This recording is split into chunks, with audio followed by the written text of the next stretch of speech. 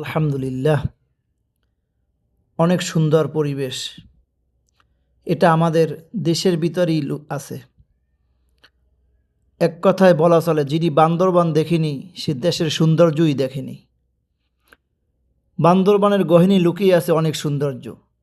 এই স্থানের নাম হচ্ছে ভেলাখুম। পাশেই আছে দেশের সবচেয়ে বড় জলপ্রপাত আমিয়াখুম ও সাতবাইখুম। মানুষ হাজার টাকা খরচ করে দেশের বাহিরে যায়, অনেকের দেখাই হয়নি আমাদের দেশের সৌন্দর্য। এখানে আসলে দেখা যায় বড় বড় পাহাড় এবং বড় বড় পাথর, ঝর্ণার নহর, এবং